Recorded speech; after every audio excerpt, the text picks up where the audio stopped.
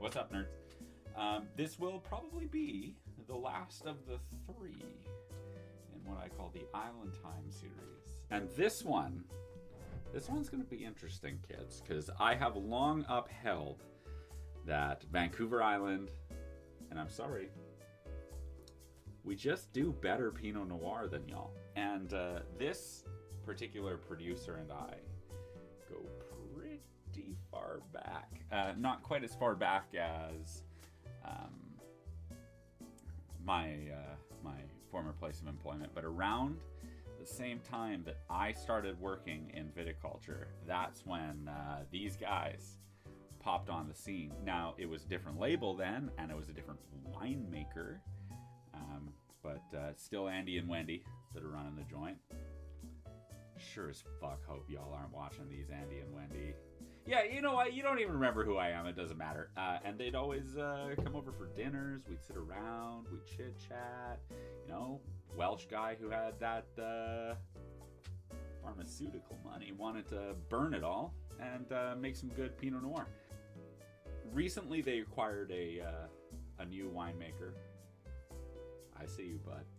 With an extreme degree of pedigree. He's an absolute bro. And you know what? I'm going to say it. Their old winemaker who moved on and started Coudetage is doing wonderful stuff too. So just in kind of the sphere of influence of Averill Creek, you have a bunch of very, very talented people producing some pretty rock star wine, you know? So, oh Jesus, hands-off approach. You know what? That's not true. I know that's not true. I get what you're trying to say, but like, come on, you can't tell me that you're running plates every day when you're fermenting it and call that hands off. What you're doing is you're trying to limit your intervention. I see you. Don't edit this marketing mumbo jumbo. These labels are so much better than the old ones, guys. Holy fuck. It is such a crazy improvement. Like, Jesus Christ, that is good looking. Brand name Stelvin. That's what I like to see. Rip it and rip it. Pinot Noir. Like, do I need to go through the whole thing again with this grape? I mean, it's such an absolute clusterfuck. I remember this being too cheap.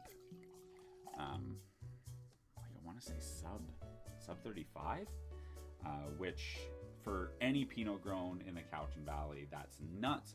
I don't know if they're trying to carve out market share. I don't know if they're trying to... it might be the fact that 2018, I think... Brent, just DM me, man. Is this when you came on? 2018? Did you see Harvest this year? So, like, who knows? There's some weird stuff that might have happened as far as, like, not the exact wine he wanted to make. We'll see.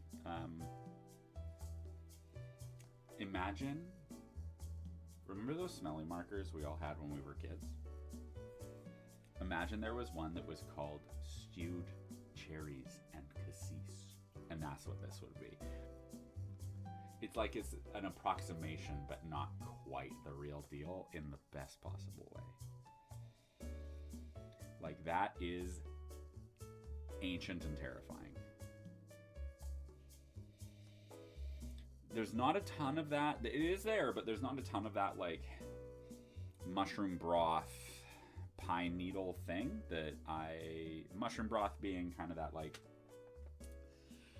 mushrooms and poop thing that France does, and then the pine needle things that I kind of associate with the West Coast high skin contact, maybe high whole cluster percentage Pinot. I don't think this was 100% whole cluster.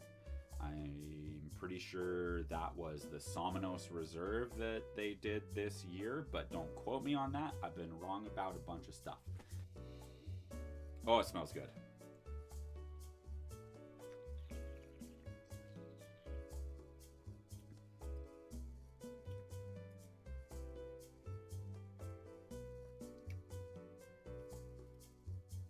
Ooh. Ooh. Ooh. So the first thing you will notice about this wine is just how driven the acidity is. It grabs you right from jump. It is the predominant characteristic of this wine is the crispness, the freshness, that like, it's almost like a sour candy in the loveliest possible way. Then you have that. Clearly there is at least a high percentage of this was indeed done whole cluster, because the tannin profile is quite rigid and grippy. This is a beer bongable wine. Put that on the label, boys. Beer bongable. It's so just like, you know what it tastes like the way that blackberry brambles smell in the rain. If that makes any sense. If you've ever had to like cut blackberries with like some loppers or something like that, and it's that like wet West Coast, like juicy, fuck, this is a fun wine to drink. Let's see what you did here. It's almost like a tease of being jammy in like a really fun way. It's almost like a parody of some of those like Cali beans. It's almost making fun of the Mayomi. There's no way that was intentional.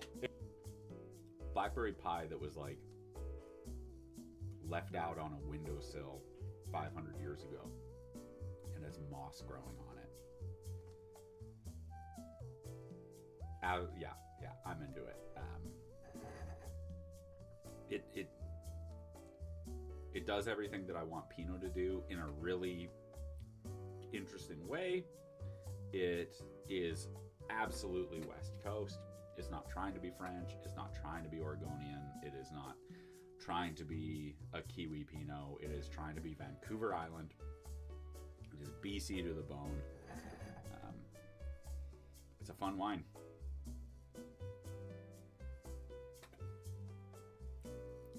Try it. Try it if you can. You know what? I'm going to call this right now. This is the Pinot Matt Dumaine wishes he was making. Oh, shit! We're getting fucking petty now. Damn.